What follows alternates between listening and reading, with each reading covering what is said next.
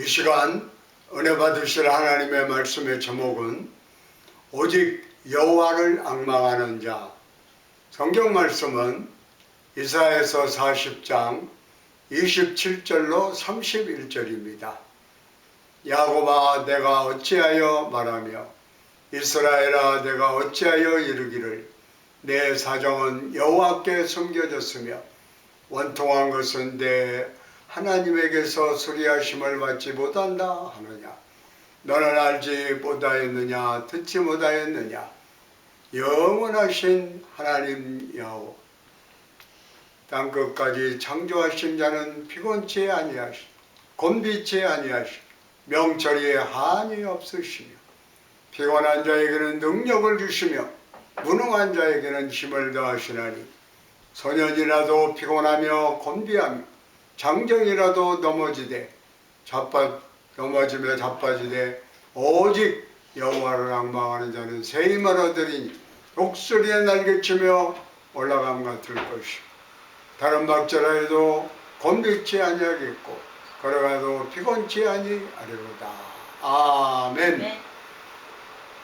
사람은 본래 영과 혼과 육으로 이루어져 있습니다. 이 셋이 분리되면 온전한 인격체가 될 수 없어요. 연합하여 하나가 될 때에 비로소 한 인격체를 이룹니다. 이렇게 하나님은 우리의 인생을 만드시고 우리의 몸과 마음과 영혼이 하나 되어 하나님을 섬기도록 하셨습니다. 이렇게 나누지 않고 하나 되어 하나님을 섬길 때 우리 인생이 복되고 형통할 수 있습니다. 그런데 죄가 개입하자 하나됨이 깨어지고 분열이 일어났어요. 그래서 예수님을 믿는 후에도 갈등이 있습니다. 하나님을 섬기고자 하는 욕망과 육체의 정욕에 따라 살고 싶은 욕망자리에서 갈등하는 것입니다. 우리 마음속에는 항상 두 자아가 싸우고 있어요. 갈라디아서 5장 17절에 육체의 소욕은 성령을 거스리고 성령의 소욕은 육체를 거스리나니 이 둘이 서로 대적함으로 너희 원하는 것을 하지 못하게 하려 함이라. 육체의 소욕과 성령의 소욕, 죄의 소욕과 거룩함에 이루고자 하는 소원이 싸우고 있어요. 이 두 소원 함께 평화하기 어려워요. 한쪽이 이기고 다른 한쪽은 패배하는 전쟁이 벌어질 수밖에 없습니다. 죄의 소욕에 져서 비참하게 되든지 성령의 능력으로 승리하든지 둘 중에 하나입니다. 우리가 육체의 소욕에 끌려서 육체의 욕망에 한눈을 팔게 되면 육체의 소욕은 더 강렬해지고 영적인 소원과 영역을 빼앗기고 맙니다. 영적 패배는 여기서 시작하는 것입니다. 삼손을 보세요. 그가 성령이 충만했을 때는 나귀 턱뼈 하나로 3,000명을 죽였던 능력의 사나이였습니다. 그러나 그가 자꾸 육체의 소욕에 빠져 죄의 욕망을 불태우고자 했을 때에 더 이상 하나님의 신이 함께하지 않았습니다. 그의 영역과 영적 소원을 다 잃어버리고 드릴라의 놀이개감이 되어버리고 말았어요. 그렇게 영성이 충만했던 다윗도 목욕하던 밧세바를 보고 분별력을 잃고서 사단의 종로로 다녔습니다. 우리는 내가 내 의지를 컨트롤할 수 있을 줄로 생각하지만 그렇지 않습니다. 율법의 도사였던 바울도 이렇게 외쳤어요. 내가 원하는 바 선은 하지 아니하고 도리어 원치 아니하는 바 악은 행하는 도다. 로마서 7장 19절에 말씀하고요. 인간적인 의지는 안 된다고 하는 것을 보여주고 있습니다. 율법과 선행으로도 안 됩니다. 오직 성령 하나님으로 가능합니다. 만군의 여호와께서 말씀하시되 이는 힘으로 되지 아니하며 능으로 되지 아니하고 오직 나의 신으로 된다고 스가랴서 4장 6절에 말씀하고 있어요. 영적 승리의 삶을 살려면 우리에게 성령의 권능이 필요합니다.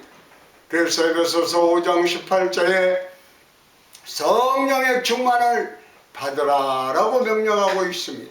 데살로니가전서 5장 19절에도 성령을 소멸치 말라고 명합니다. 내 안에 계시는 성령의 불을 끄면 안 됩니다.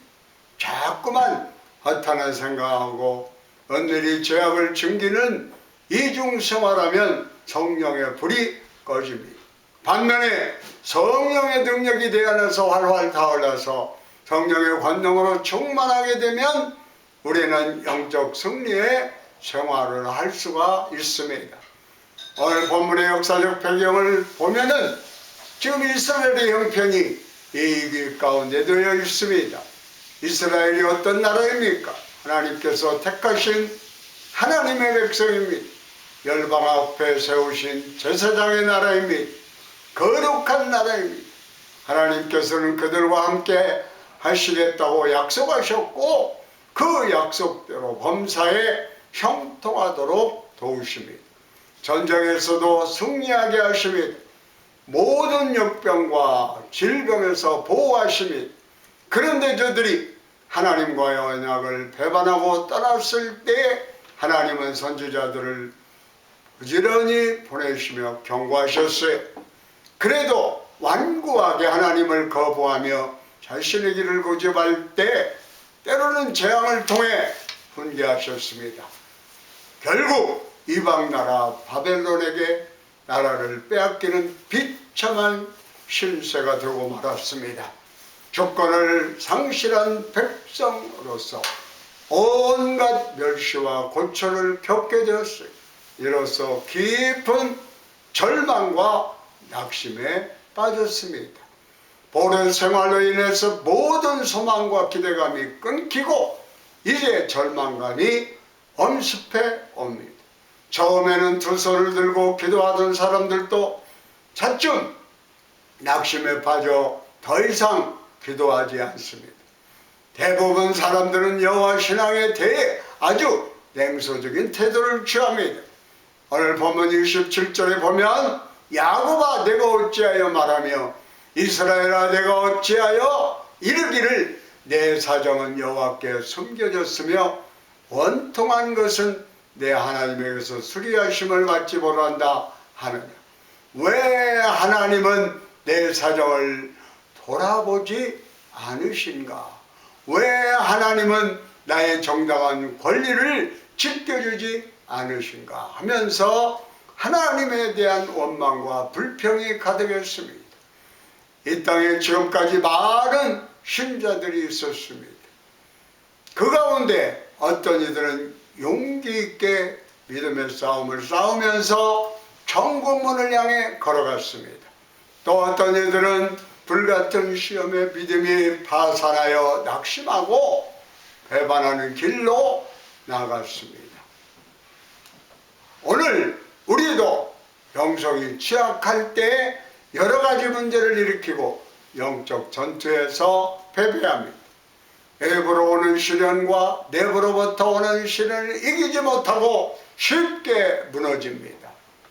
직장과 사업으로 인해 스트레스, 부부관계에서의 위기, 자녀들의 문제로 인한 염려, 그리고 육체의 질병 등에 의해 쉽사리 무력감에 사로잡힙니다. 영적 침체에 빠집니다. 때로는 정상적으로 신앙생활을 잘하고 있어도 기도의 응답이 오랫동안 없을 때에 우리의 믿음이 흔들립니다. 마치 하나님께서 나를 버리신 것처럼 얼굴을 가리시고 침묵하실 때 확신은 사라지고 불안과 염려가 조금씩 나타나게 됩니다. 어느덧 우리의 두 팔과 두 무릎에 힘이 사라지고 마음에서 열정이 식어갑니다. 바로 영적 위기가 찾아온 것입니다. 이 영적 위기를 어떻게 극복할 수가 있을까요? 첫째로 하나님을 앙망해야 합니다. 이 침체의 길에서 우리를 지키기 위해 무엇이 필요합니까? 자신과 세상의 유혹과의 싸움에서 승리하고 아름다운 헌신의 열매를 맺게 하는 비결이 무엇입니까? 오늘 본문은 우리에게 하나님을 앙망하는 것이라고 말씀하고 있어요. 이사야서 40장 31절에 오직 여호와를 앙망하는 자는 새 힘을 얻으리니 독수리의 날개치며 올라감과 될 것이요 다른 낙질하여도 곤비치 아니하겠고 걸어가도 피곤치 아니하려로다. 기독교의 신앙은 내 노력으로만 성취되는 것이 아닙니다. 극기와 수련으로 얻어지는 것도 아니에요. 마음을 비우고 세상에 대한 집착을 끊음으로 도달하는 것도 아닙니다. 기독교의 신앙은 여호와 하나님을 앙망하는 것입니다. 주님을 바라며 간절히 구하는 것입니다. 전적으로 의뢰하는 것이에요. 자신의 한계를 인정하고 하나님을 의존하는 것입니다. 우리가 앙망하는 하나님은 누구신가? 우리는 그분을 새롭게 인식할 필요가 있습니다. 문제에 빠져서 그 문제만 들여다보지 말고 이제는 눈을 들어 하나님을 바라보는 것입니다. 우리가 믿는 하나님이 누구신지 생각해 보는 것입니다. 28절에 이렇게 말씀합니다. 너는 알지 못하였느냐? 듣지 못하였느냐? 영원하신 하나님 여호와 땅끝까지 창조하신 자는 피곤치 아니하시며 곤비치 아니하시며 명철이 한이 없으시며 여호와는 누구십니까? 어떤 분입니까? 영원하신 하나님이십니다. 땅의 끝까지 우주 삼라만상을 창조하신 분이십니다. 힘이 솟구쳐 결코 피곤을 모르시고 그 지혜와 명철함을 헤아릴 수도 없는 분입니다. 이분이 옛적에 아브라함을 인도하시며 보호하셨습니다. 애굽의 10가지 재앙으로 바로의 강한 손을 꺾고 이스라엘을 출애굽하게 하셨습니다. 홍해를 갈라 마른 땅같이 걷게 하셨어요. 광야에서 낮에는 구름기둥으로 밤에는 불기둥으로 그 길을 인도하셨습니다. 하늘에서는 만나를 내리셔 먹이시고 고기를 구하는 그들에게 메추라기 떼를 불러 실컷 코에서 냄새나도록 고기를 먹게 하셨습니다. 물이 없는 사막에서는 반석을 쳐 생수가 터져나오게 하셨습니다. 그리고 요단강을 가르고 건너서 여리고성을 무너뜨리고 가나안 족속들을 치고 약속하신 대로 그 땅을 취하게 하셨습니다. 이스라엘의 역사는 바로 살아계신 하나님을 생생하게 전달해 주는 기록입니다. 하나님의 신실하신 사랑과 의로운 하나님의 전지하심과 전능하심을 보여줍니다. 그리고 이 하나님 앞에 우리는 예수 그리스도를 통하여 나올 수 있게 되었습니다. 예수님은 아버지라고 부를 수 있게 되었습니다. 하나님은 멀리서 팔짱을 끼고 관망하는 분이 아닙니다. 우리는 머리카락까지 셀 정도로 세밀하게 돌보십니다. 피곤하고 무능할지라도 우리가 하나님을 앙망할 때에 하나님께서는 우리에게 능력을 부어주십니다. 여호와를 앙망할 때에 원수가 우리의 믿음을 빼앗아가지 못하고 용기를 빼앗아가지 못하고 사랑을 없애지 못합니다. 그리고 여호와를 앙망할 때에 새로운 힘을 얻어 나아가 싸워 이길 수가 있게 되는 것입니다. 둘째로 하나님을 앙망할 때 새 힘을 얻습니다. 우리가 세상을 바라보고 권력을 바라보고 물질을 바라보고 영화를 바라보고 청춘을 바라보며 살면 결국 실망할 때가 옵니다. 그러나 영원한 주님, 어제나 오늘나 영원토록 변함없으신 주님을 앙망하며 사는 사람은 어떠한 형편과 저주에 이르든지 낙심하지 않아요. 주님을 앙망하는 사람은 세임을 얻어서 어떤 환경이나 조건 속에서도 모든 것을 이기는 승리의 삶을 살 수 있습니다. 오직 여호와를 앙망하는 자는 세임을 얻으리니, 다시 말하면 전에 없던 새로운 영적 능력을 얻을 것이라는 말씀입니다. 인간의 힘은 언제나 제한되어 있습니다. 힘으로 말하면 소만도 못하고, 빠르기로 말하면 말만도 못합니다. 높이뛰기로 말하면 벼룩만도 못해요. 이렇게 인간의 체력뿐만이 아니라 지력과 지식은 한계가 있습니다. 지혜도 제한되어 있습니다. 인간의 인내력도 제한되어 있습니다. 인간의 상상력도 제한되어 있습니다.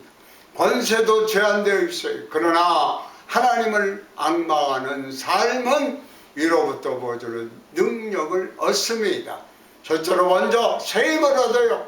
우리가 하나님을 찾을 때 대개 무력감과 위기의식 속에 있을 때입니다. 하지만 하나님을 바라며 기다리는 동안 무력함이 사라지고 다시 힘을 얻게 됩니다. 두 번째로는 신앙의 안목이 생깁니다. 독수리의 날개치며 올라감 같을 것이요. 그랬어요. 독수리는 아주 밝은 태양을 바라보며 자랍니다. 그러므로 독수리는 눈이 밝게 돼가지고 밝게 날에 아주 높은 공중에서도 호수의 물고기를 볼 수가 있어서 낚아차게 되는 것입니다. 하나님을 바라며 기다릴 때 우리는 높이 올라갈 수 있는 독수리처럼 상을 넓게 바라볼 수 있는 안목을 갖게 됩니다. 신앙의 안목으로 문제를 바라볼 때에 문제에 앞뒤어나 빠지지를 않습니다. 오히려 능력에 힘입어서 문제를 해결하고 맙니다. 세 번째로는 능력을 공급받습니다. 다른 막지라에도 곤비치 아니하겠고, 우리가 두려워하는 상황을 회피하거나 뒤로 물러서지 않고 정면으로 돌파해 나가 극복할 수 있는 새로운 능력이 부어지게 되는 거예요. 네 번째로는 어려움 속에서 인내할 수 있습니다. 걸어가도 피곤치 아니하리로다. 하나님은 우리에게 확신을 주십니다. 용기 있게 하십니다. 하나님이 함께 하심으로 우리를 대적할 자가 없는 확신을 갖게 하십니다. 그래서 끝까지 인내할 수가 있습니다. 그러면 마지막으로 어떻게 앙망해야 할까요? 앙망하다라고 하는 의미는 히브리어로 카와라고 하는 말로 간절히 기다리고, 영어로 look for 소망하다라고 하는 것입니다. 시편 25편 5절에 시인은 이렇게 노래합니다. 내가 종일 주를 바라나이다. 주를 바라본다고 하는 말은 주님과 깊은 대화를 하는 거예요. 친한 친구일수록 헤어질 줄을 모르고 시간 가는 줄을 모르고 대화를 합니다. 친구보다도 더 멋지신 주님과 함께하는 방법이 바로 수고하고 무거운 모든 짐을 해결할 수 있는, 문제를 해결할 수 있는 전능하신 주님께 내어놓고 기도하는 것입니다. 그래야 할 때 주님께서 함께 해주세요. 이것은 우리가 하루를 시작하면서 간단히 드리는 아침 기도, 아니면 밤에 잠자리에 들기 전에 간단히 드리는 기도가 아닙니다. 그것은 마치 야복강에서 야곱이 밤새도록 천사와 씨름하였던 것처럼 끈질긴 기도를 말합니다. 동이 트는데 야곱이 붙들고 놓지를 않습니다. 이제 그만 놓으라 라고 그랬지만 야곱은 자기에게 복을 빌어주지 않으면 놓아드릴 수 없다고 때를 씁니다.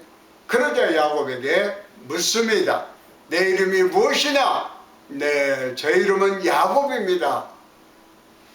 이렇게 말을 합니다. 그 사람이 가로되 내 이름을 다시는 야곱이라고 부를 것이 아니요 이스라엘이라 부를 것이니 이는 내가 하나님과 사람으로 더불어 겨루어 이기었습니다.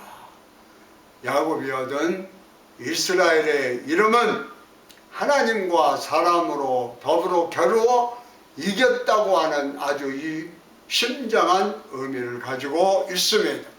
우리도 이처럼 끈질기게 붙들고 기도해야 할 때가 있습니다. 복을 얻기 전에는 놓지 않겠다고 하는 단 한 번의 기도가 필요할 수가 있습니다.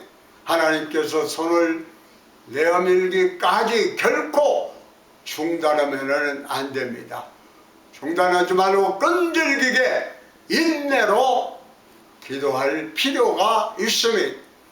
세상적인 것을 단호히 거절하고 오직 하늘의 신령한 복을 놓치지 않겠다고 하는 확실한 결심이 있는 그러한 기도가 필요합니다.